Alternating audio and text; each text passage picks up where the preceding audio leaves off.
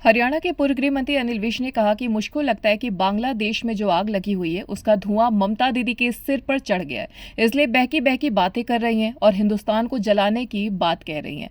ऐसी बात किसी के मुंह पर भी आ जाए तो उसको बख्शा नहीं जा सकता। उन्होंने कहा कि इस देश के 140 करोड़ लोगों ने हिंदुस्तान को बड़ी मेहनत के साथ सजाया और संवारा है। ममता बनर्जी आग लगाने की बात करती हैं और यह कहती हैं कि दिल्ली तक आग लग जाएगी, इसके खिलाफ तुरंत कार्रवाई की जानी चाहिए। आपको बता दें कि अनिल विज आज नई दिल्ली में पत्रकारों द्वारा ममता बनर्जी द्वारा किए गए ट्वीट के संबंध में पूछे गए सवाल का जवाब दे रहे थे। देखिए, मुझको लगता है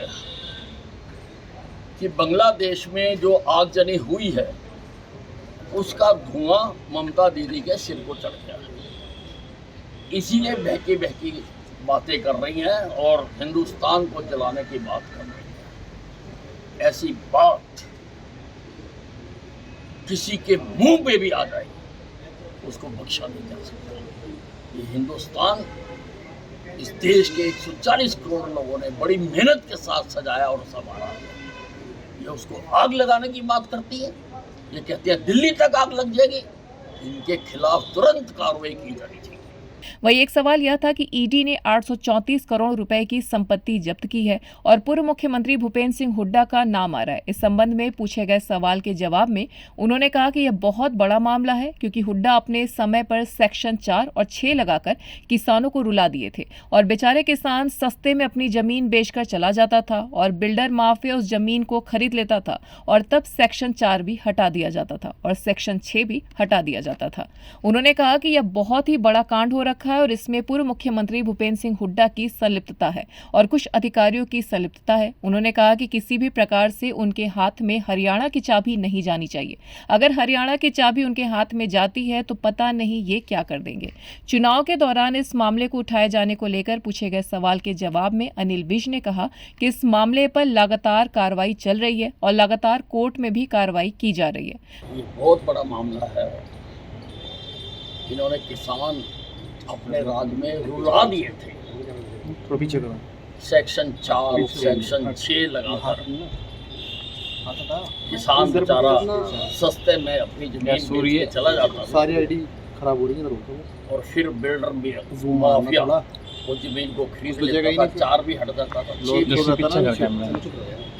ये इतना बड़ा कांड हुआ है और इसमें भूपेंद्र सिंह हुड्डा जी की भी संलिप्तता है और कुछ अधिकारियों की भी संलिप्तता है और किसी भी प्रकार से इनके हाथ में अब हरियाणा की चाबी नहीं जानी चाहिए, क्योंकि अगर हरियाणा की चाबी इनके हाथ में जाती है तो ये तो पता नहीं और क्या करते हैं। सर, चुनाव के समय में ऐसी कार्रवाई क्यों होती है? पहले नहीं, ये तो लगातार चल रही है, ये तो लगातार चल रही है, लगातार कोर्ट की प्रोसीडिंग चल रही है, लगातार कोर्ट में केस है, अब ये लगातार चल रहा है। कांग्रेस टाइमिंग के सवाल उठा रही है, कह रही टाइमिंग चुनाव के टाइम है, जानबूझ के किया जा रहा है। सरकारी एजेंसियों को दुरुपयोग करने की बात लगातार। देखिए, ऐसा है, ये कंटिन्यूस है कि चुनाव के वक्त एफआईआर दर्ज हुई नहीं है, केस चल रहा है, कोर्ट में चल रहा है, सीबीआई कोर्ट में चल रहा है और जिस आदमी का सीबीआई कोर्ट में चल रहा है वो मुख्यमंत्री बनने के सपने ले रहा है। पहले बताए ना जनता को क्यों चल रहा केस, कितनी पेशियां भुगत चुका उस वहां पर, ये बताए लोगों को।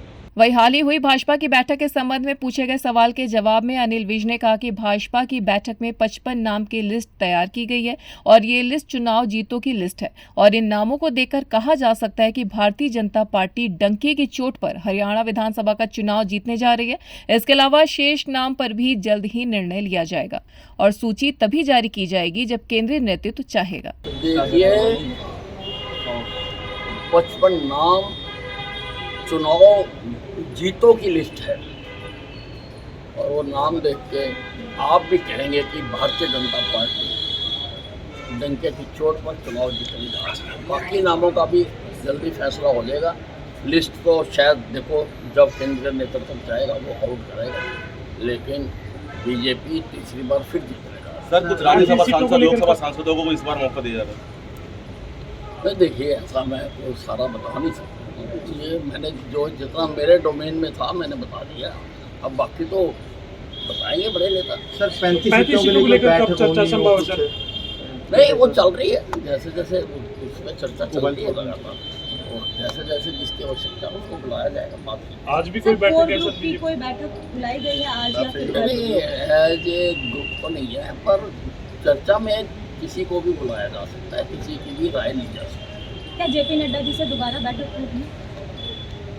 है। हो सकती है सभा, वो हमारे सर्वा है, अध्यक्ष हमारे, उनके साथ तो हो ही सकती है। सर क्या दोबारा से 834 करोड़ रुपए का तकरीबन ईडी ने जब्त किया है प्रॉपर्टी, भूपेंद्र सिंह हुड्डा का नाम आ रहा है।